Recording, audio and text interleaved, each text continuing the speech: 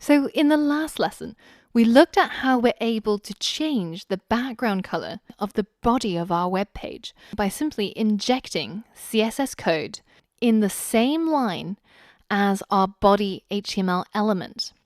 Now, in this lesson, we're going to look at how we can implement CSS code across the entire web page, so we won't have to copy and paste the style attribute each time we want to change a particular element.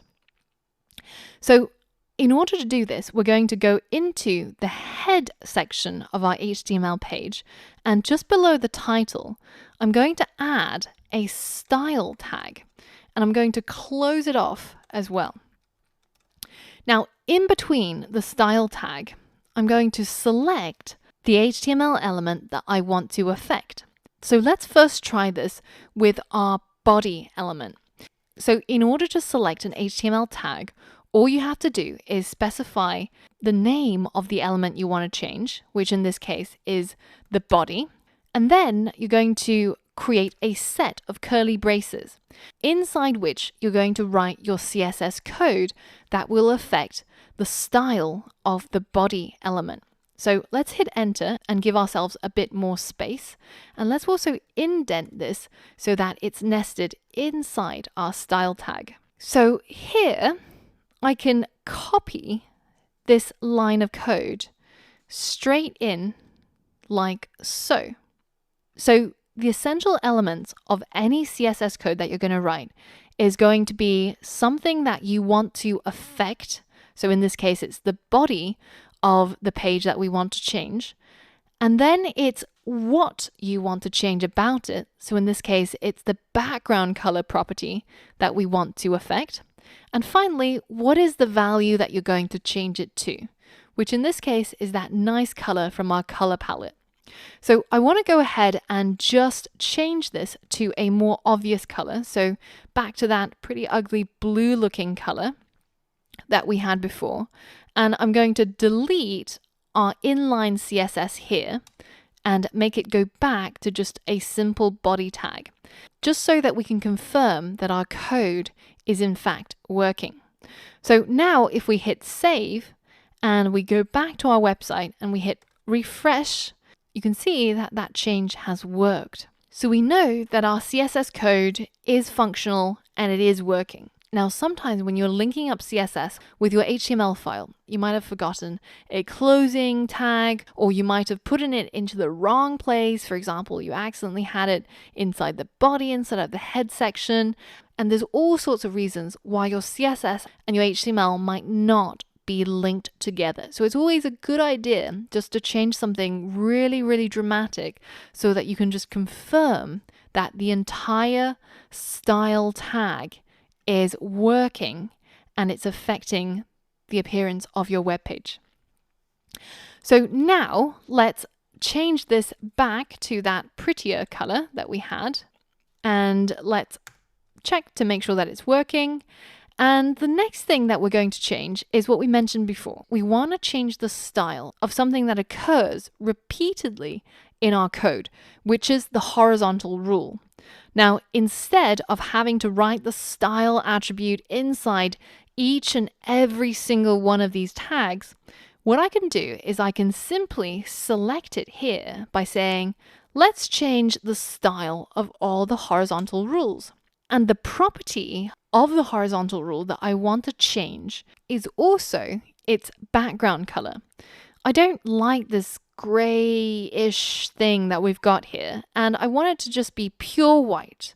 So I want its background color to be simply just white, a CSS color that we can have access to just by writing the keyword white. So if we hit save and we head over to our website, you'll notice that nothing changes when you refresh it. It hasn't changed in its appearance at all. So why is that? Well, it's really, really important to realize that no website is completely unstyled. So what does that mean? Even before we've added any CSS code to our index.html, there is already some default CSS being applied by your browser. Now, you can find out what the default CSS looks like by, again, searching for it. So let's search for browser default CSS and hit enter. And you can see that the first thing that we get is actually from W3 Schools. So I'm pretty agnostic towards which sources we use as long as they're useful. And Google's always pretty good at picking out which is the most used, or rather most useful links, and put them at the top of your searches. So if we look inside W3 Schools, you can see that all these elements have default CSS values being applied by your browser. Now, if we hit Command F to find the horizontal rule, then you can see all the default CSS that it has. Now, let me just talk you through what all of this does. Now, the first thing is that it sets a margin for our horizontal rule, and then it sets the type or the style of our border to something called inset. And then it gives the border a width of 1 pixel. So what is this border style inset? Well, let's take a look at border style CSS using MDN. And you can see that there's a whole bunch of different keywords that you can use that changes the border style. Now you'll also find the default one, which is the inset border style. And this displays a border that makes the element look embedded. And if you look really closely at our border, it's kind of got that effect, right? Even though it's not that nice looking, that happens to be the default style that's specified by our browser. So let's change it to something that we want. Well, we actually don't really want a border. All we want is just to have a single line without a border that is white in color, right? So we can change the border style to none, and we can override the default browser value by specifying a new value for it using CSS. So we're going to say border style to none. And if we hit save, something surprising is going to happen when you refresh your website. Your horizontal rules have disappeared. Now, why is that? Well, one of the most important concepts in learning CSS is realizing that pretty much everything that exists on the web page are essentially just boxes. And I can make those boxes appear by using this Chrome plugin I've got, which is called Pesticide, and it highlights all of the boxes that we have on screen. Now, the horizontal rule is no exception. It's also just a rectangle. And that rectangle used to have a border specified by this border style. And that border had a width. So it was 1 pixel on the top, 1 pixel on the bottom, 1 pixel on the left, and 1 pixel on the right. Now, by getting rid of that border, by setting border style to none, our rectangle now has no size. It's literally 0 pixels high. So in order to change this situation, we need to change some of the CSS for the box to give it a height. So if you head over to devdocs.io and you search for height, the first one, the blue icon here, shows you that this is CSS related documentation. And if you click on it, it takes you to this height CSS property. And this specifies the height of an element. And you can read that as this thing changes the height of your box. So if we now give our horizontal rule a height, let's say 2 pixels, and we hit save, once we hit refresh, our box now has an actual dimension. And you can see that here as well. You can see that that tiny box now has a little bit of height associated with it, whereas previously it had 0 pixels in height, because only the border had a dimension to it. Now, that height property isn't unique to just the horizontal rule. And this is the really interesting thing about CSS.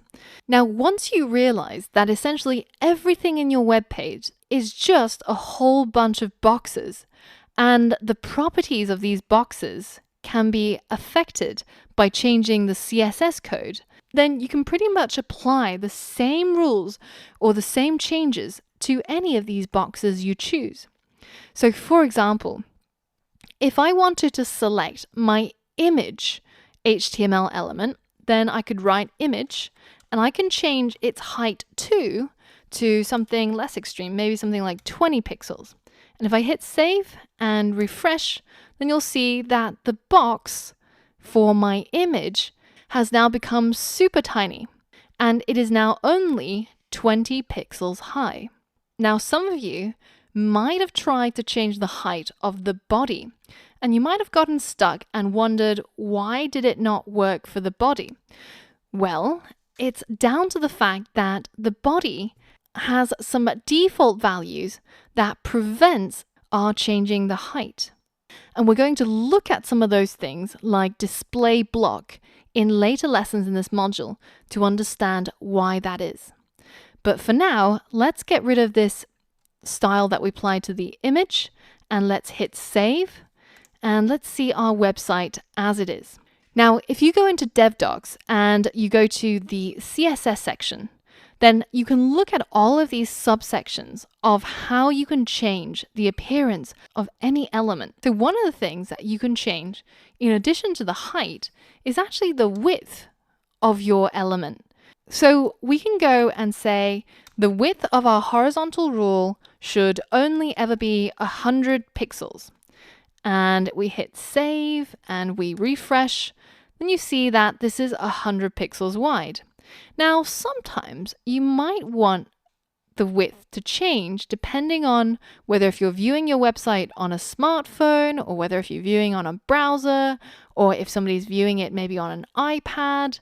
So you might not want to specify a straight up hard-coded value such as 100 pixels. You can also specify a percentage.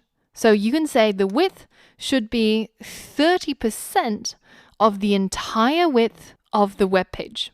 Now, when you hit refresh, you can see that that line is much wider when our entire page is wider, and when our page gets narrower, it always remains 30% of the entire width. So that's another way that you can specify a size. Now, as a challenge, I want you to use this page on MDN, the border style property, and looking at all the different types of border styles, I want you to be able to make this line similar to what Sean has here, which is just a few gray dots, maybe 3 or 4, or maybe just 10% of the page. So pause the video and see if you can change the CSS in order to make that line look like this.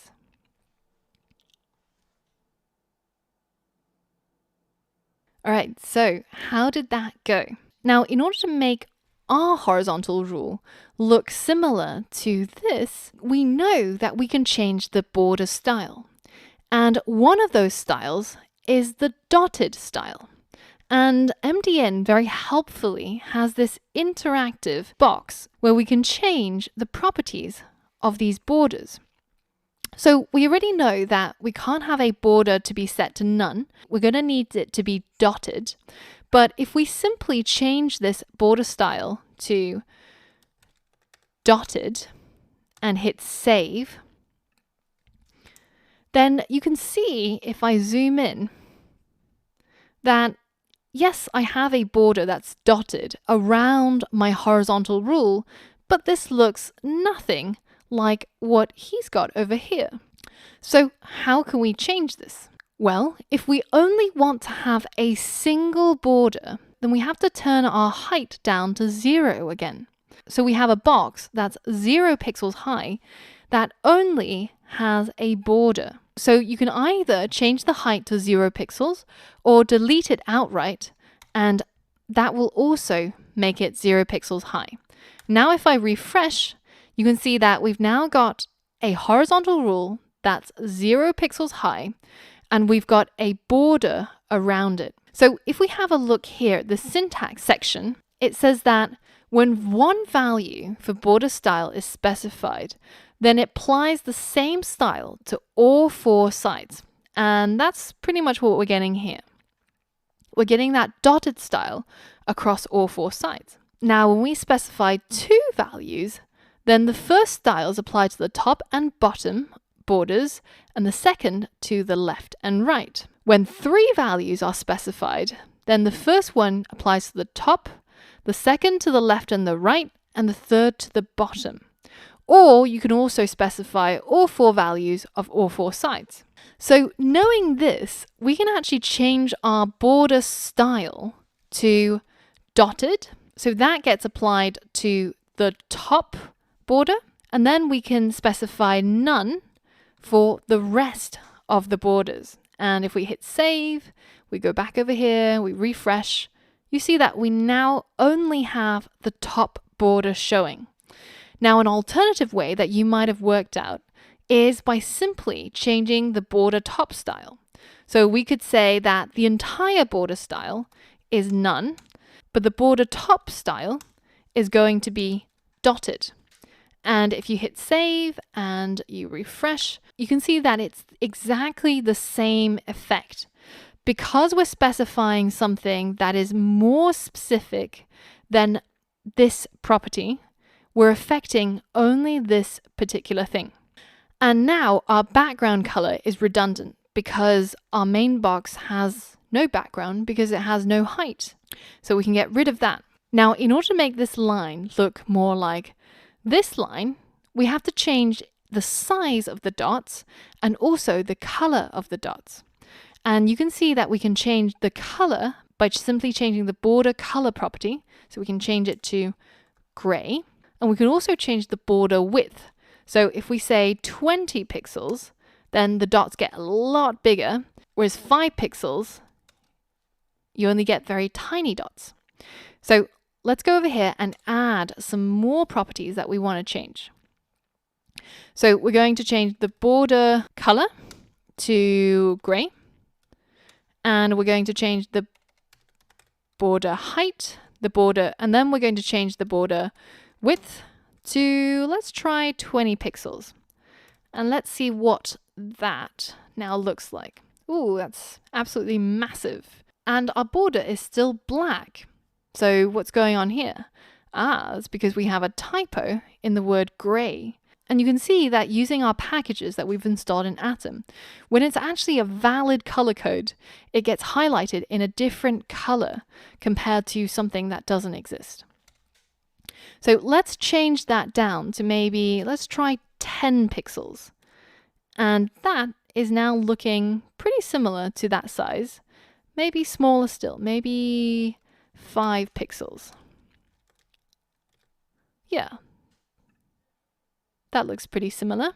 And we can change it down to be a lot smaller in width as well. So let's say maybe put the width as maybe 10% or even smaller, maybe 5%. Yeah, that looks pretty decent. So we've now more or less implemented what we see over here simply by changing the CSS style of our horizontal rule. Now, there's still a bit of a problem though, because we've changed our horizontal rule to look exactly the way that we want it to. And we of course want this to be consistent across our website. And we also want our background color to carry over to all our other web pages on our website. But if we look inside my hobbies or contact me, it still looks exactly the same way as it did before. And we're going to have to copy this entire style section over to the contact me header as well as the hobbies header. So that's kind of a lot of work, especially if you end up with a website with, 200 pages. Then it's not a good idea to have to copy this over and change it in every single place. This might be easier than using inline CSS as we did in the last lesson, but it's still quite repetitive. What we really want is to have a single location where when we change the CSS styles in that one location, then everything gets reflected across our website in all of the pages. So that is what we're going to learn about in the next lesson, where we look into how we can create external CSS for our website. So stay tuned, and I will see you in the next lesson. Now, in the last lesson, we looked at how we can implement a CSS style and apply it to all instances of a particular HTML element on a single page. So we changed the style for our horizontal rule, and by adding this internal CSS to our index.html page, we managed to affect the style of all the horizontal rules on the same page. Now, we're going to take it one step further, and we're going to change our website that uses internal CSS to external CSS. And to do that, we first have to create a new folder in our personal site. So I'm going to create a new folder that's called simply CSS. And inside this folder, I'm going to create a new file. And that file is going to be called styles.css. So with that extension, the browser will recognize it as a CSS file. So once you hit enter, you'll see that we have this brand new file called styles.css. And we're going to move our code for the body and the horizontal rule over to this page. I'm going to hit save, and we're going to remove this style tag. So now if I hit save and I refresh our website, you can see that all the style that we've applied is now gone because we've deleted it from the style tag in the header. Now, instead, what we're going to do is we're going to create a new link. And if you write link and you hit enter, then it will autofill to say that this link has a relationship of something called the style sheet. So when your browser reads your web page, it'll go from the top to the bottom, and once it hits this line, it'll see that, oh, this is where the style sheet for this web page resides, and I can go over here to fetch it. Now we need to change this href to point towards our styles.css.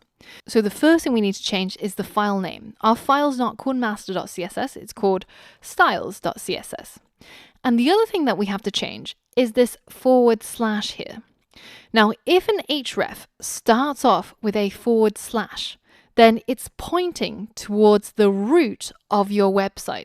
It's saying that you'll find this file inside a folder called CSS inside the root of your website. Now, we're going to talk about the root a little bit later on, especially once we start getting into JavaScript. But for now, just know that when you have a static website that's not yet hosted anywhere, you can't tap into this file using the root. So instead, we're going to say that this file resides in a folder called CSS, and it's on the same level as this current file. So index.html is here, and on the same level as it, there is a folder called CSS, inside of which there is a file called styles.css. And that is going to be our style sheet. So your browser then takes this file here, then applies all of these styles to the specified elements inside your index.html. So let's hit save, and let's refresh our page to make sure that it worked.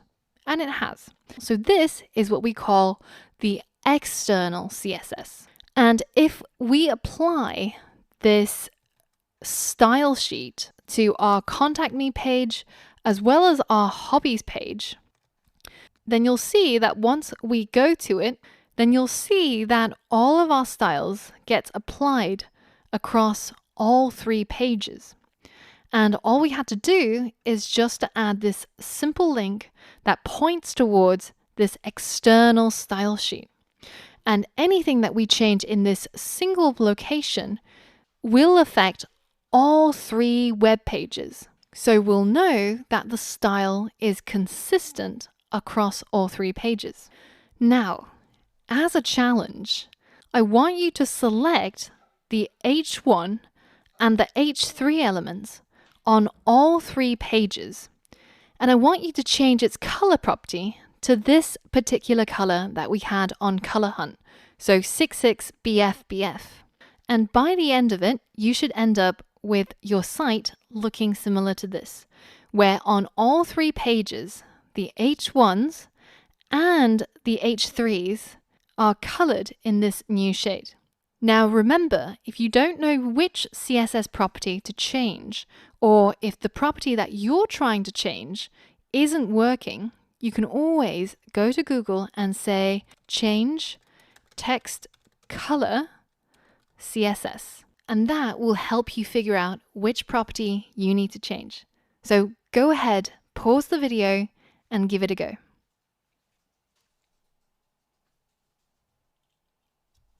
All right, so how did that go?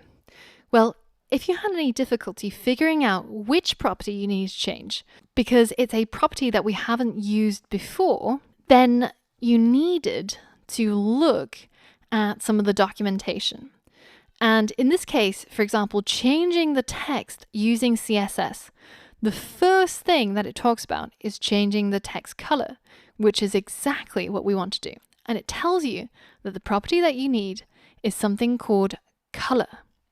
And you can specify the color, just as we did before for the background color, with a name or with a hex value or with an RGB value. So our value that we had was here, which is 66BFBF.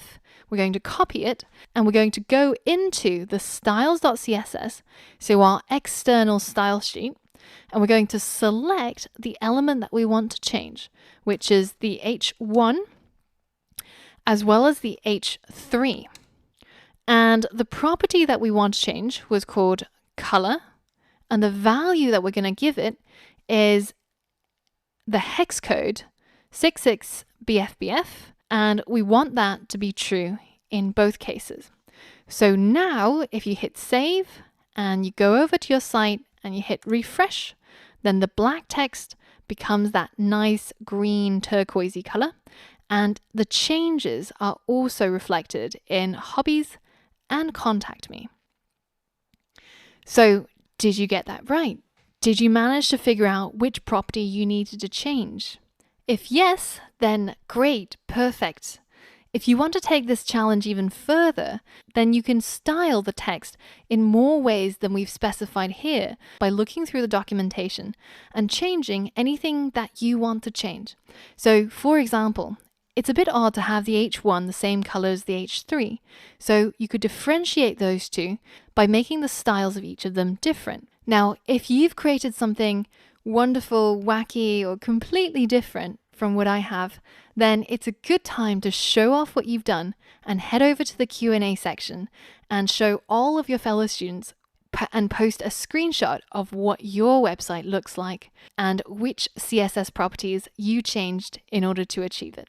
Now, in the next lesson, we're going to look at some potential bugs that you might come across and ways in which you can help yourself by diagnosing what the problem is and how you can fix it yourself. So we're starting to learn about the important skill of debugging. So for all of that and more, I'll see you on the next lesson.